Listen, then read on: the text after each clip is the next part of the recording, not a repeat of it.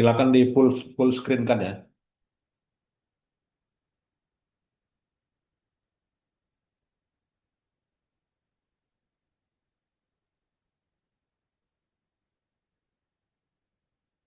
Ya, itu silakan.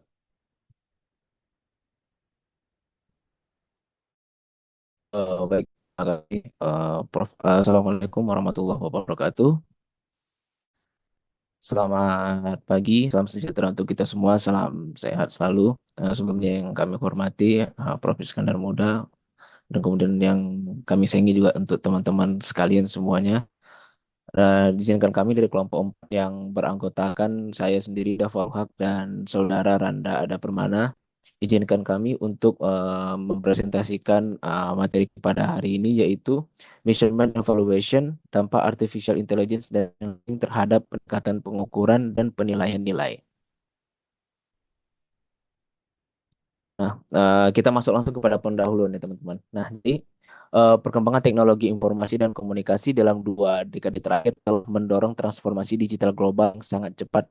Di antara berbagai inovasi muncul, artificial intelligence (AI) dan machine learning menjadi 2 teknologi kunci yang paling berdampak terhadap perubahan struktur ekonomi, pola bisnis, dan sistem pengambilan keputusan organisasi. Ya, bukan hanya sekedar alat bantu atau analytical tool, tetapi telah berevolusi menjadi aset strategis yang menentukan daya saing dan kemampuan adaptasi perusahaan dalam menghadapi lingkungan bisnis yang dinamis. Nah, dalam konteks ekonomi konvensional, penciptaan atau value creation didasarkan pada produktivitas aset fisik seperti mesin, tanah, dan tenaga kerja. Namun di era digital, sumber nilai utama telah bergeser ke aset tidak berwujud atau intangible assets, seperti data, algoritma, kecerdasan buatan, dan modal intelektual. Nah, AI berperan sebagai penggerak utama dalam proses ini karena kemampuannya untuk, yang pertama, mengotomatisasi proses bisnis secara efisien, yang kedua, menghasilkan wawasan berbasis data, yang ketiga, memprediksi perilaku pasar dan konsumen, yang keempat, meningkatkan akurasi pengambilan keputusan, dan yang terakhir, mendorong inovasi produk dan layanan baru. Sebagai contoh, perusahaan seperti Google, Amazon, dan Tesla memperoleh nilai pasar yang tinggi bukan karena aset fisiknya, tetapi karena kemampuan AI mereka dalam mengelola data, mengenali pola perilaku konsumen, dan menciptakan model bisnis baru. Hal ini memperlihatkan bahwa AI telah menjadi sumber utama penciptaan nilai ekonomi modern, menjadikan konsep nilai jauh lebih kompleks dan tidak berwujud. Nah, kemudian kita membahas tentang relevansi measurement dan valuation di era AI. Dalam dunia bisnis dan keuangan, measurement atau pengukuran dan valuation memiliki peran penting sebagai dasar pengambilan keputusan ekonomi. Measurement digunakan untuk mengukur kinerja dan dampak, sedangkan valuation digunakan untuk menilai nilai satu entitas, aset atau proyek investasi. Namun dengan berkembangnya AI, konsep tradisional pengukuran dan penilaian tersebut menjadi tidak lagi memadai. Indikator tradisional seperti ROI, Return on Investment, NPV, Net Present Value, dan laba bersih berfungsi dengan baik untuk aset fisik dan keuangan yang memiliki nilai pasti dan dapat diamati. Akan tetapi, AI sebagai teknologi yang dinamis, kompleks, dan berbasis probabilistik menghadirkan tantangan baru. Nah, yang pertama, adapun tantangannya yang pertama, nilai AI berubah secara konstan karena model terus dilatih dan diperbaharui dengan data baru. Kemudian tantangan yang kedua, dampak AI bersifat tidak langsung, seringkali berhubungan dengan peningkatan efisiensi atau pengambilan keputusan yang sulit diukur secara kuantitatif. Nah, kemudian AI dapat memiliki implikasi sosial dan etika yang mempengaruhi persepsi nilai jangka panjang suatu organisasi, yang mana akibatnya perusahaan memerlukan pendekatan baru dalam measurement valuation yang mampu menangkap nilai AI dari berbagai dimensi, dari dimensi teknis, ekonomi, sosial, dan etis. Nah, kemudian AI ini berbeda dari aset tradisional karena bersifat self-learning, adaptif, dan non-deterministik. Nilainya tidak hanya berasal dari biaya pengembangannya, tetapi dari kemampuan algoritma untuk menghasilkan manfaat berkelanjutan melalui peningkatan kinerja dan efisiensi. Nah, contohnya, model AI dalam sistem perbankan dapat menurunkan risiko kredit dengan memprediksi kelayakan nasabah lebih akurat. Kemudian, contoh yang kedua, sistem rekomendasi e-commerce meningkatkan pendapatan melalui personalisasi pengalaman pelanggan. Kemudian contoh berikutnya, AI dalam sektor logistik mengoptimalkan distribusi dan menghemat biaya operasional. Nah, namun bagaimana mengukur nilai kontribusi ini secara objektif? Pertanyaan tersebut menandakan adanya measurement gap atau pengukuran gap antara kemampuan AI menghasilkan manfaat dengan kemampuan organisasi mengukur dampaknya secara akurat. Sebagai ilustrasi, AI dapat meningkatkan efisiensi sebesar 20%. Tetapi bagaimana cara mengonversi peningkatan efisiensi tersebut menjadi nilai moneter yang terukur? Apakah peningkatan akurasi model sebesar 10% otomatis meningkatkan valuasi perusahaan? Pertanyaan-pertanyaan ini memperlihatkan bahwa paradigma measurement tradisional tidak lagi memadai untuk menilai sistem berbasis AI. Nah, kemudian kesenjangan atau research gap dalam measurement dan valuation berbasis AI. Walaupun penelitian tentang AI telah banyak berkembang, masih terdapat kesenjangan signifikan dalam literatur terkait bagaimana AI diukur dan dinilai secara ekonomi. Sebagian besar penelitian sebelumnya hanya berfokus pada aspek performa teknis, seperti akurasi model, precision recall, atau kecepatan komputasi. Padahal dalam konteks bisnis dan ekonomi, yang lebih penting adalah bagaimana performa AI tersebut berkontribusi terhadap penciptaan nilai nyata, baik dalam bentuk peningkatan laba, penghematan biaya, maupun peningkatan nilai perusahaan. Kemudian, selain itu, tantangan utama yang dihadapi saat ini adalah tidak adanya standar akuntansi global untuk pengakuan dan valuasi aset AI. Kemudian, transparansi algoritmik yang rendah membuat proses audit dan pengukuran sulit dilakukan. Kemudian, nilai yang bersifat dinamis dan kontekstual bergantung pada data dan kondisi lingkungan operasional, yang mana kondisi ini menunjukkan perlunya pendekatan konseptual dan metodologis baru dalam pengukuran dan penilaian nilai berbasis AI. Kemudian urgensi penelitian. Nah, adapun alasan pentingnya penelitian ini itu dapat dilihat dari tiga aspek. Yang pertama itu ada dari aspek akademis. Nah, dari aspek akademis sendiri, AI menantang teori pengukuran klasik dalam akuntansi dan ekonomi. Diperlukan konsep baru yang mengakomodasi sifat dinamis dan probabilistik AI. Kemudian aspek yang kedua itu dari aspek praktis, yang mana perusahaan membutuhkan metode evaluasi yang mampu menilai nilai algoritma, dataset, dan sistem AI secara akurat untuk kepentingan investasi dan pelaporan keuangan. Kemudian dari aspek regulasi, regulator dan lembaga keuangan global mulai mendorong transparansi nilai aset digital, namun belum ada pedoman baku untuk AI. Dengan demikian, penelitian ini relevan untuk menjawab kebutuhan dunia akademik dan industri dalam memahami nilai ekonomi dari AI, serta bagaimana nilai tersebut dapat diukur secara etis dan berkelanjutan. Kemudian tujuan penelitian, yang mana penelitian ini bertujuan khusus untuk yang pertama, mengidentifikasi perubahan konsep measurement akibat AI, termasuk munculnya metrik baru seperti fairness, transparansi, dan explainability. Kemudian yang kedua, menganalisis pendekatan baru dalam valuation terhadap aset berbasis AI dan data, termasuk data-driven valuation, semi-value based model, dan real option approach. Kemudian yang terakhir itu merumuskan model konseptual integratif untuk AI-driven measurement and valuation yang menghubungkan aspek teknis, ekonomi, dan sosial secara komprehensif. Nah, valuation dalam konteks artificial intelligence dan machine learning. Jadi, valuation merupakan proses penting dalam ekonomi dan akuntansi yang digunakan untuk menentukan nilai ekonomi suatu entitas atau proyek investasi. Secara tradisional, valuasi didasarkan pada aset berwujud atau tangible asset seperti tanah, mesin, atau model finansial. Namun, dengan meningkatnya digitalisasi dan penetrasi artificial intelligence serta machine learning, paradigma valuasi mengalami perubahan mendasar.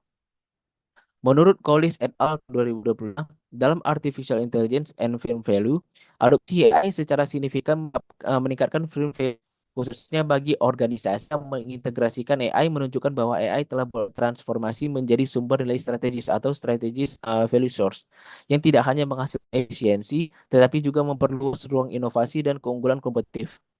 Perusahaan modern kini memperoleh nilai bukan hanya dari apa yang mereka miliki, tetapi dari bagaimana mereka menggunakan data dan algoritma untuk menciptakan kecerdasan organisasi. Dengan kata lain, nilai ekonomi berpindah dari aset fisik ke aset algoritmik dan kognitif.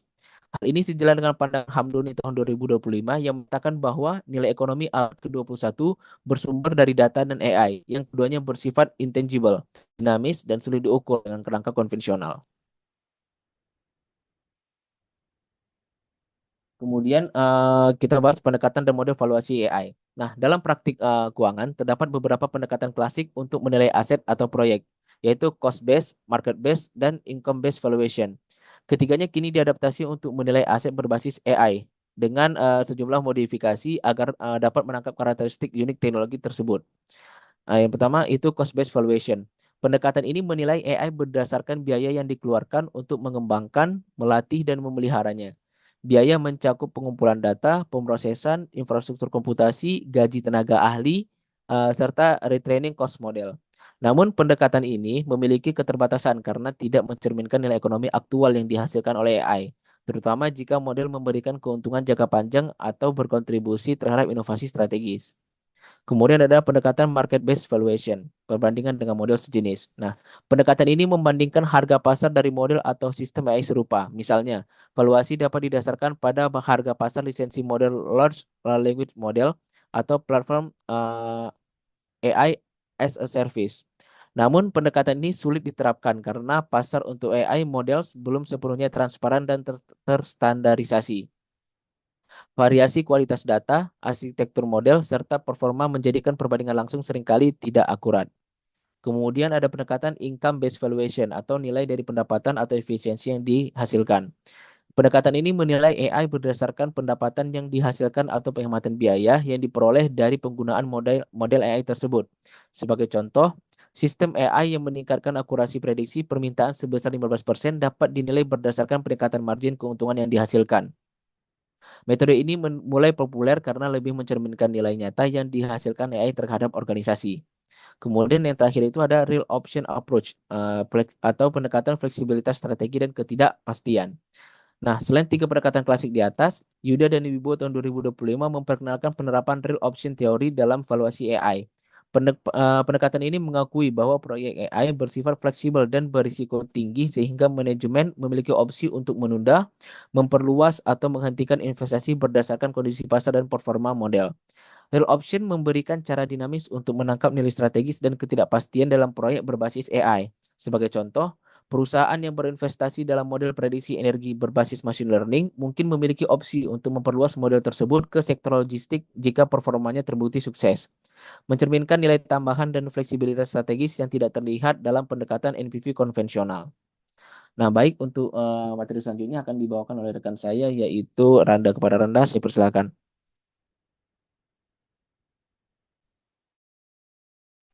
Baik, terima kasih Dapat izin melanjutkan. Selanjutnya ada data sebagai aset ekonomi. Jadi AI ini tidak dapat berfungsi tanpa data. Dan oleh karena itu, data kini diakui sebagai aset ekonomi yang bernilai tinggi. Menurut Wu tahun 2025, dalam aset data valuation model, nilai data bergantung pada yang pertama itu kualitas dan kelengkapan. Lalu ada kegunaan model AI, utility, dan kontribusi terhadap peningkatan performa algoritma atau marginal contribution. Lalu, Wum menekankan bahwa data tidak hanya memiliki nilai intrinsik, tetapi juga nilai kontributif, yaitu sejauh mana data meningkatkan kinerja sistem AI yang menggunakannya. Dalam konteks ini, eh, Tamin et al. 2025 mengembangkan semi-value based data valuation yang mengadaptasi konsep Shapley, value, dan dalam teori permainan. Pendekatan ini menilai kontribusi marginal setiap data poin terhadap performa model AI secara agregat. Contohnya, dalam sistem deteksi fraud berbasis ML, machine learning, data transaksi yang unik dan jarang terjadi mungkin memiliki nilai tinggi karena secara signifikan meningkatkan akurasi model. Pendekatan ini membuka jalan bagi data pricing mechanism di masa depan, di mana setiap data aset atau bahkan setiap record dapat memiliki nilai pasar yang spesifik. Lalu ada yang namanya itu value creation and value capture dalam ekonomi AI. Valuasi tidak dapat dipisahkan dalam proses penciptaan dan penangkapan nilai. AI menciptakan nilai melalui tiga mekanisme utama, yaitu ada automation, itu artinya AI menggantikan aktivitas manual atau repetitif dalam sistem otomatis yang lebih efisien. Contohnya itu seperti chatbox, customer service yang mengurangi biaya tenaga kerja hingga 40%. Lalu ada augmentation, itu artinya AI memperluas kemampuan manusia dalam pengambilan keputusan. Contohnya, sistem prediktif analytics membantu manajer keuangan menentukan strategi investasi optimal.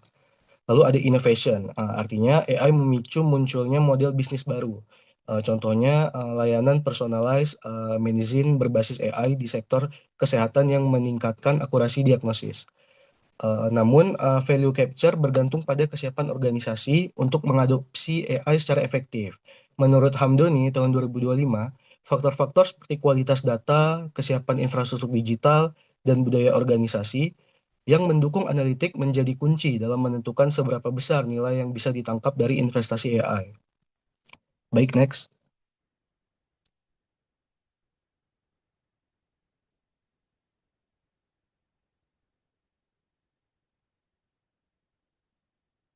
Ini ada measurement dalam AI. Jadi ada 3 kategori. Yang pertama performance itu uh, terdapat akurasi, precision, recall. Lalu yang kedua ada ethical metrics, ada fairness, explainability. Lalu yang terakhir ada impact metrics, itu ada ROI, efisiensi dan dampak ESG. Lalu, dalam studi empirisnya di sektor perbankan menunjukkan bahwa implementasi AI ini tidak hanya meningkatkan kinerja finansial, tetapi juga sustainability value melalui peningkatan aspek ESG, environmental, social and governance, efisiensi energi dan pengurangan risiko operasional. Dengan demikian, AI tidak hanya menciptakan nilai ekonomi langsung, tetapi juga nilai sosial dan lingkungan yang memperkuat daya saing jangka panjang. Baik, selanjutnya, next slide.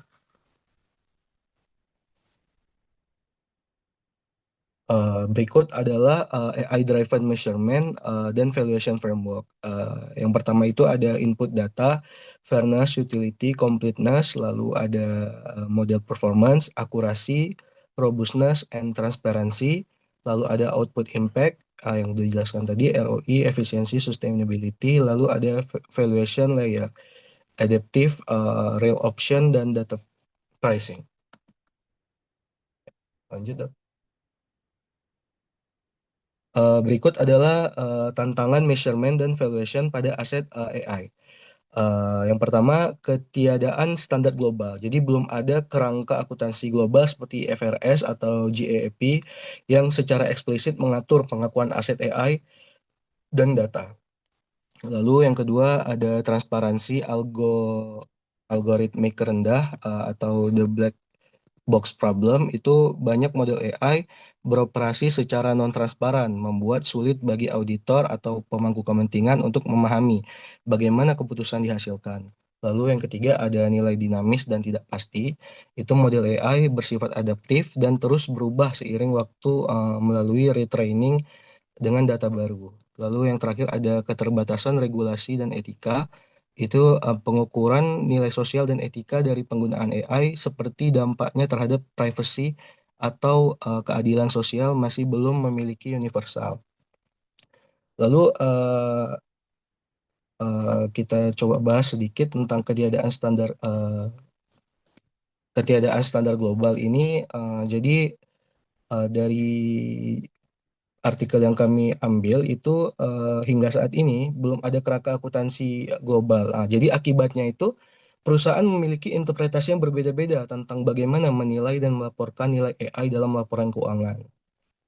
Lalu tadi yang di bagian transparansi ini banyak model AI beroperasi secara non-transparan, membuat sulit bagi auditor atau pemangku kepentingan untuk memahami bagaimana keputusan dihasilkan. Itu penelitian dari Buisman tahun 2025. Lalu kurangnya explainability ini menghambat penerapan model valuasi yang akurat karena nilai tidak dapat diverifikasi secara objektif.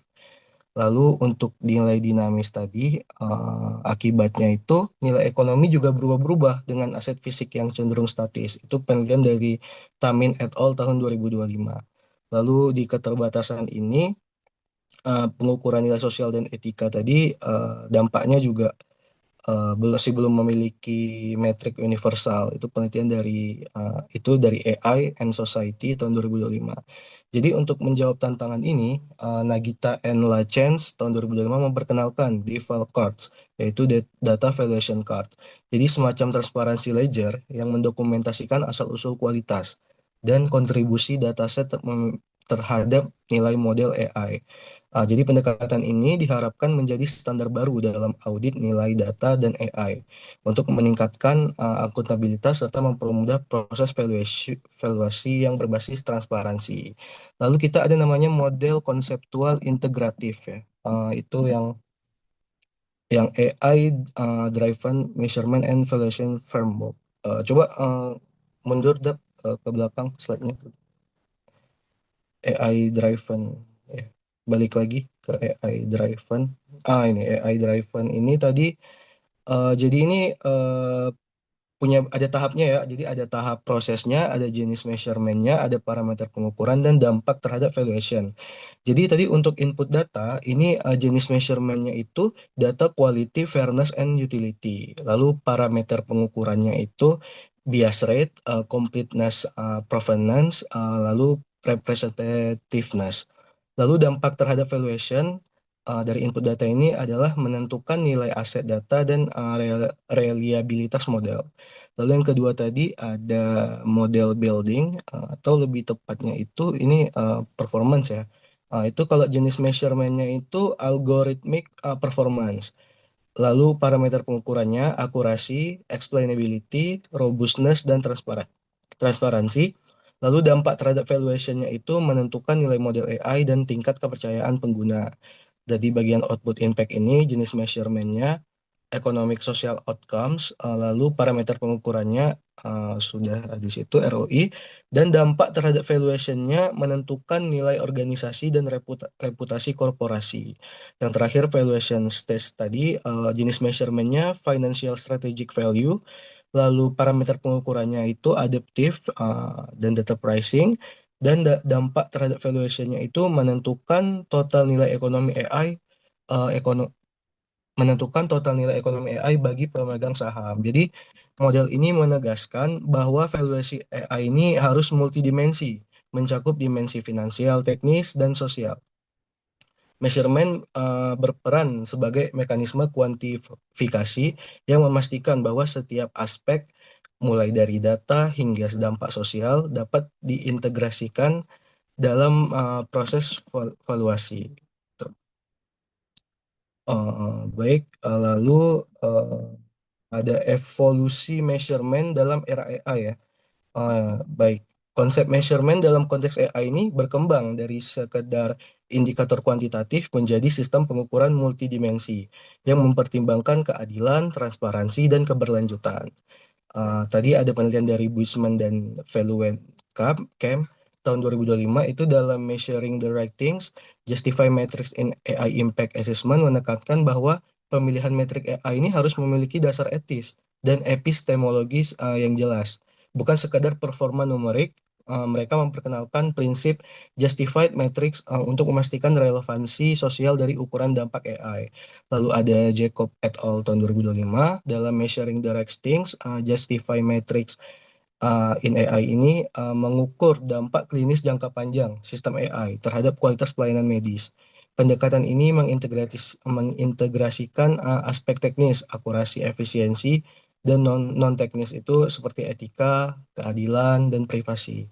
Jadi secara umum pengukuran dalam konteks AI ini dapat dikelompokkan seperti yang sudah dijelaskan tadi ya, ada tiga. Baik, lanjut Dok. Lagi ke kesimpulan. Oke, jadi kesimpulannya AI dan Artificial Intelligence dan Machine Learning ini tidak hanya mengubah cara perusahaan beroperasi, tetapi juga mendefinisikan ulang cara kita mengukur dan menilai measurement nilai gitu. Measurement kini berbeda, holistik, mencakup dimensi teknis, etika, dan sosial.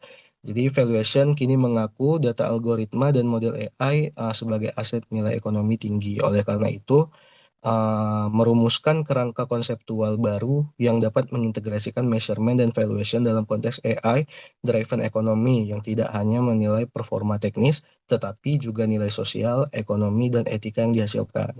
Lalu valuasi di era AI dan machine learning ini tidak lagi dapat dilakukan dengan metode tradisional yang berorientasi pada aset fisik atau keuangan. AI menciptakan nilai yang bersifat dinamis, tidak berwujud, dan berlapis berasal dari data, algoritma, dan dampak sosialnya yang sudah dijelaskan tadi ya. Oleh karena itu, pendekatan valuasi harus berkembang menuju model AI-driven valuation framework yang mengintegrasikan pengukuran kinerja teknis, kontribusi ekonomi, serta nilai etis dan sosial secara menyeluruh.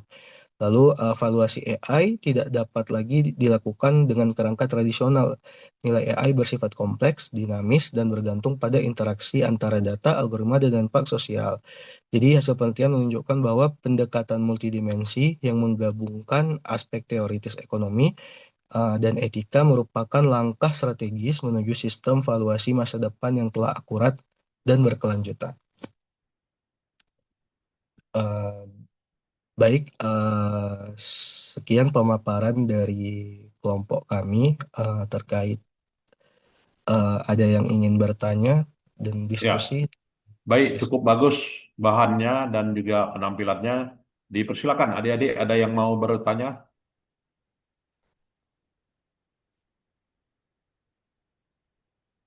Jangan lupa ya untuk ini di resume menjadi paper ya, dan ada sumber-sumber yang lain dan dipublikasikan ya. Itu saya kira, ya. Baik, Pak. Jadi dengan demikian bahwasanya artificial intelligence di sini eh, tidak ada standarnya ya.